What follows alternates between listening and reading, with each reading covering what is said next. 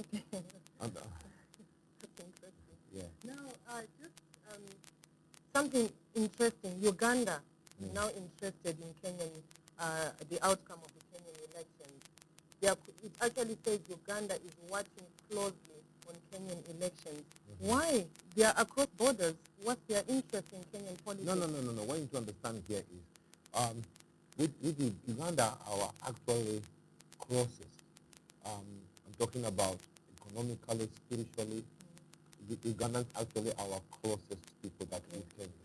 Actually, there is not much more difference between Ugandans and Kenyans. Uganda is more open to Kenyan business, and Kenyan business is more open to Uganda business. But I think for the last couple of years, we have seen a lot of business from Uganda going to Tanzania. Oh. Tanzania, yes, Tanzania, and especially at the moment with Tanzania, we have a rivalry. Though actually all the East Africans, we are one people. We are all same people, but there's a lot of rivalry in between them. Within East Africa. Yes, but one thing here, Kenya is step ahead, and Uganda has always been a small sister where Kenya is concerned. And with Uganda, it is so important for them to pay attention with how this government is going, because I think from what I can be able to think about, I think of Kenyatta. Okay. I mean, I'm just trying to say that Ugandans may be more pro Kenyatta than any other opposition. So Tanzanians, they're more pro this NSA and NASA. Okay. You know, whatever. That's the kind of feeling it is. So it is more advantageous for Uganda if the current government will stay there. Stay in power, because it will promote a lot of economic stability. Okay. Prophet, did you realize that we've got actually 18 candidates for the presidential elections? Yes, besides President Uhuru and Mr. Odinga. Yes, I've been praying for each and every one of them. It is very, very important. And those who are watching us right now, wherever you are, you can join us live right now. Actually, you can call. You can be able to call live now. You can be able to call live. It's very, very important. You can be able to call live. It's very, very important. You can be able to call us live, and we will be able to get back to you. So it's very important for you to tune in. Now, we have actually a local number there, which for you, and let me see the number here, just be able to make sure we are all on tune. This is the number you can call, whatever you remember. You can call us on WhatsApp. If you have any question about today, please send us on WhatsApp, and we would like to be able to answer to you. And if you're there right now, you can call us actually on the local number, which is 20764. Actually, the number is on the screen. I think so. It's 20640. Let me see it again. The number is the number is what? The number is 207640762. That is the number that you actually is there on the screen. Call us live. That number, if you call live, you'll be calling always in Kenya. It's a Kenyan number, and once you call, it's going to ring here, straight here, in London. So that now you don't need to pay anything extra. It's all free. All you have to do is just call that number, and then we will be able to join you. You'll be able to join in our discussion today. Remember, this is opportunity we've been given by MTN Diaspora News. He's talking about us going revisiting few newspapers, especially seeing them from the Christian point of view. What does God say, and what is the purpose of it? So please feel free to join us right now. Wherever you are, it's so important. Call us on that number that is on the screen right there. Please, or you can send us. Remember, you can be able to send us on Twitter. My Twitter is @BishopClimate, and your Twitter is @Naomi Excellence. So remember, it's all one word. That is our Twitter address where that is concerned. Yes, go ahead. 18 presidential candidates. Yes. And amongst the 18, there is one woman. Now you're saying you've been praying for them. Is this not a big list for people to make a choice from? Yeah, because, everybody has a right to become a president. Everybody, remember, many are called, but few are chosen. Okay. Yeah. So people have a right to to do that, but sometimes when you are going after this, you need to know that God has called you. Yeah. You know, God has chosen you. Not just going for the, you know, sometimes you have people who just go ahead and do things. It does not make any sense. It does not make sense, and you need to be able to know. You know, there is a difference between a career and a calling. You see, if it is a calling, if it is a calling, then God will provide for you. If it is a career, you will provide for yourself. And it's a struggle. Yes. Yeah. Health Minister, the Health Cabinet Secretary, Theo Malim, has declared free medical cover for the elderly. Yeah, those who are over 70. I saw that. So there was nothing in Kenya. No. You see, for the elderly. Yeah, but you see, the opposition, they have gone ahead and start saying, oh, there are people, they are collecting their ID, so to stop them from voting. Okay. No, if you are there right now, and you have somebody who is over 70 years old, you know, they will be getting a free. They will be getting... so is it like an NHS kind of approach? How does it work? No, actually... Is it like a medical aid? Or yeah, it's a medical aid. Medical aid. It's a medical aid. That's what it is. It's for 70 and above. Yeah, for 70 and above. So it's a medical aid for those who are 70 and above. They need attention. So that means at the end of the day, most of the people, they spend in their old age, especially in Kenya, they spend time in hospital. But now with this one, it's going to elevate that. So you realize that most of the people sometimes by the time they're old, they leave nothing for the family. So this is, on a longer run, this is going to work. Because the population of Kenya is now living longer, but they are living longer with illnesses. They are not illness-free. So I think, like what you're saying, the medical aid cover will be able to cover those illnesses that they are prone to. Yeah, so if you are there right now, and you have family members who are over 70, please go on and get them to register for this. It's going to help you because remember those who are over, I think those who are over 60 something, they get some money from the government. That never used to happen before. So it only started happening it was initiated by the former president, who was Kibaki, President Kibaki. But now, that is getting better and better and better and better. And actually, it's one of the first African states to do that. Most of the African states, they don't have that. Now, moving on to very slightly to business, we'll come back to politics. Money is coming out of the state. State has to pay a debt of over 19 years. So the government has finally started paying milk farmers money. Yes, for 19 years. Why 19 years, Prophet Climate? You know, what I can be able to say is that when we're talking about there's a lot of injustice that has been done to people. Can you imagine for 19 years, there are people invested in that business, and they sold the milk to the government para status.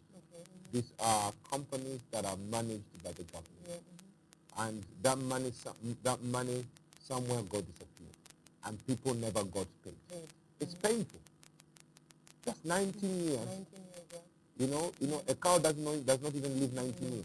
Can you imagine? Can you imagine if you're taking a loan? Can you imagine that if you borrowed money somewhere to invest so you can be able to educate your children? It has come, but it's already too late. But at least they're doing something about it. Yeah, but now why are they doing it now? They're doing it now. Every week, every day, somebody's getting paid for here and there. And it's a lot of money. But I understand that's election. So the Jubilee government is going around paying everybody to make everybody happy. It's called happy hour. So it's the happy hour towards the 20 days that are coming. Yes, so it's a lot of happy hour. Now, just whilst we are in business, what is the biggest economy in Kenya? Is it farming? Is it tourism? Just for the interest of those who are watching the program. No, actually the biggest, I'm not sure, it's been quite a while. But the biggest, but farming is one of the biggest. It's more bigger than tourism.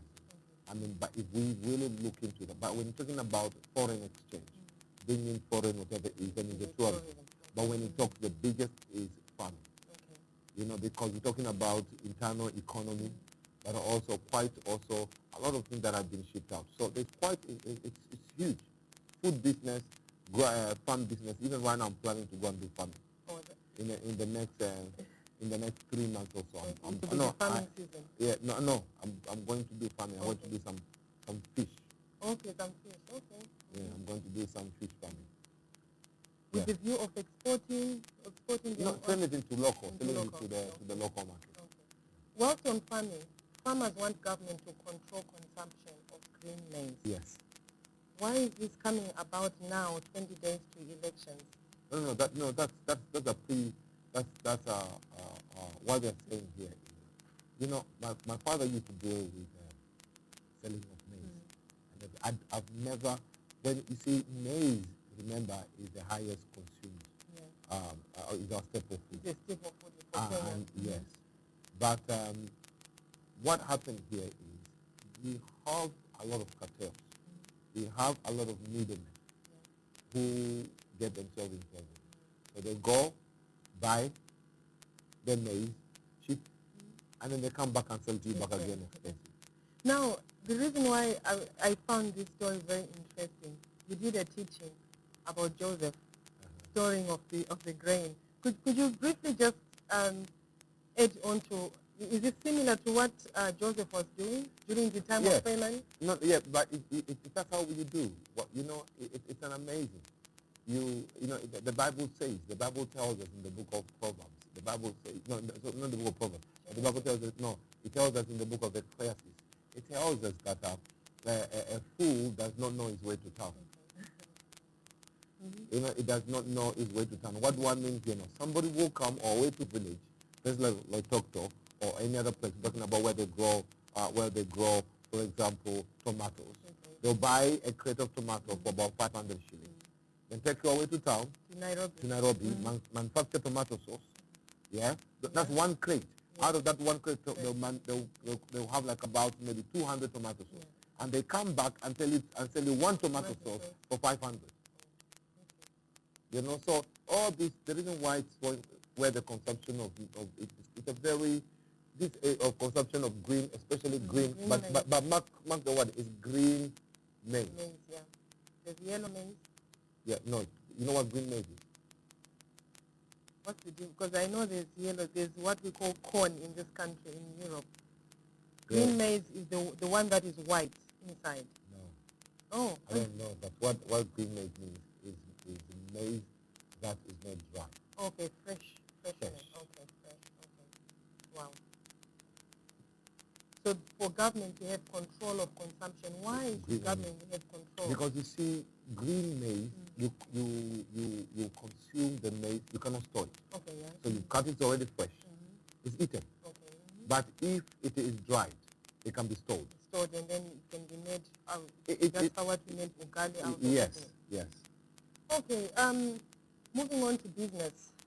It says here, give us 2 billion shillings to bring down illegal buildings, says state regulator. There's a lot of illegal buildings. We have somebody right now from Kenya who is sending us a message on WhatsApp. Her name is Susan. Susan, right now, you're watching us from Kenya. She just sent a message here right now, and she wants to be prayed for. I'm going to pray for you later today, but I want to remind all our viewers that are watching us right now today, we are here. If you have any question about politics and what does God say about what's going to happen in the next 20 days, please call us on the number that is there. Call the number that is on the screen right now. You can send me a WhatsApp message as my number there, or you can call live on the number which is 02. It's very, very clear. The number is there up, and you can be able to see it, which is quite very important. The number is there on the screen, which is 02. I'm ready for you again. So you'll be able to see it in a minute. Yes. It's 02 07 640762. Call that number right now, and I'm going to talk to you live. Susan, I've received your message. Don't worry. After this program, I'm going to call you, and I'm going to pray for you, and that coughing is going to stop in Jesus' name. But for now, we are here with Naomi Excellence, and we are talking about, yes. It says, give us 2 billion shillings to bring down illegal buildings. There are a lot of illegal buildings, but then if they bring these illegal buildings down without a proper plan of how to accommodate the occupants or the tenants or the people who are living in these illegal buildings, it's going to cause a lot of disaster in Nairobi. Yeah, but the issue here, you know, there's a lot of, everybody's going to court. Everybody's just going court and court and court. So even if you get those 2 billion, there's a lot of court issues for people to be able to be going to stop that. There's a lot of illegal building. This is because of many things. In Kenya, sometimes you can just build. If you are not especially, you can just build anything you want to build up. In a free land, like in an open land, someone just puts up an infrastructure. People are busy taking other people's land, and this is because of greedy, and God doesn't like it. Okay. Yes. If you have any exciting news today, okay. Do you have any? Yes, Uhuru and Ruto, they've held, according to this paper, it says they've held 400 rallies in 50 days. Mm-hmm. This is a massive race towards the elections. They've held 40 rallies in 50 days. The Jubilee leaders took their campaigns to 40 counties. Mm-hmm. This is from May 29th up until today. So in 40 counties, they've been having rallies. Yes. So that's amazing. That's amazing. But at the end of the day, what do you expect? You have to go. If you don't go, and you have to be able to get out there. You need to go. If you really want it, you can never possess what you are not willing to pursue. That's right. Now, the health of the people in Nairobi is at risk. It says 10% of urban men are at risk of heart disease. Experts are warning. What could this be? I've been in Nairobi. I go to Nairobi on a regular basis, actually maybe once in a month or so, or once every 2 months. But one thing when you get to Nairobi, the air pollution, they need to control this matatu money. There's a lot of craziness. Is it like, are you saying like you have a congestion area where for someone to drive in that area you have to pay? Like now, for example, let me give an example. For me, I don't go jogging, I go running. Okay. But I don't go during daytime. Yes. I go around between 4 to 6 o'clock, between 3 to 6 o'clock in the morning. Why? I live here in London. Yes. Yeah? But you see, I've seen people go jogging during daytime. You go jogging when the vehicles are moving. So we know what happens. So if you're jogging, when you're running, and it is already discharging the gas, you at that time, the rate, because you're running, is high. So for me, I go during that time when everybody's cool, when there is less, because we live in a very, very busy city. So in Nairobi, you can imagine what really happens from 5 o'clock in the morning, from 5 o'clock in the morning, all the way to 10 o'clock at night. It's fuming with a lot of gases, So, and guess what now? You cannot go at 3 o'clock in the morning because you meet with the thieves. Yeah, it's too early, No, you meet with the thieves, the robbers, And it's quite dark. And it's quite dark. So, I mean, from what I can be able, but also the eating habits among men, it's not good at all in any way. So, I mean, we're talking about what are the things that contribute to heart diseases. Number one, it's the diet. And the diet most of the time is meat. We're talking about drinking. Okay. Talking of meat, actually, there is an article that was supporting what is supporting what you are saying. Nairobians eat meat with high toxic levels. Yes. Because we are saying the rate of Nairobians, they like to go for nyama choma, in the open area. But the meat that they are eating is of poor quality, which is now contributing towards that. So you see, I was right. Yes, yeah. So what I was trying to say here is there's a lot of toxic meat actually now available than ever before. And you need to understand when you start eating meat that is toxic, at the end of the day, it begins to poison and it brings things, for example, like cancer. And it also causes heart failure. But also, at the end of the day, also the quality of the air that you are breathing in can make a big difference. So in Nairobi, so if you're living in Nairobi now, also at the end of the day, there's an average actually, they say, by the time a Nairobian man gets at the age of 50 to 60, they start developing breathing problems. This is because of a lot of dust, a lot of a lot of gases that they are from manufacturers, from the vehicle, but also poor eating. I mean, they eat food, but most of the food is actually poor quality. Okay. Thank you so much, Bishop. Now, as you know, yesterday there was a planned debate, and there was a no-show. Only one candidate showed up. Why? People were waiting, even across the borders. Even BBC was reporting on it today that there was a no-show, and the one candidate who turned up. I knew there would be no. I knew there would be no show. I knew there would be no show. Why though? Why no That's show? why. That's why even I didn't even bother. I didn't even bother look for it. I knew there would be no show. But why is there? What? It didn't.